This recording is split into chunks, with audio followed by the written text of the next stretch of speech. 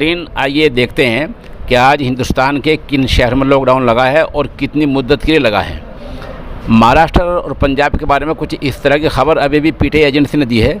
वहाँ कोरोना की बीमारी ऐसी बताई जा रही है कि एक आदमी से 5 आदमी को लग सकती है।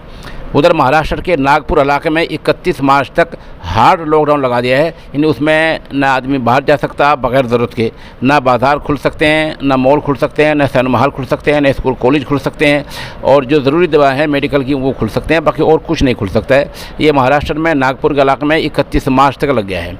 उधर मध्य प्रदेश के 3 शहरों भोपाल, इंदौर और जबलपुर में 32 घंटे का लॉकडाउन लग गया है, और 32 घंटे का लॉकडाउन मुकम्मल लॉकडाउन है, जिसमें बाज़ार बंद और सब कुछ बंद, अलावा मेडिकल और दूसरी ज़रूरी चीज़ों के।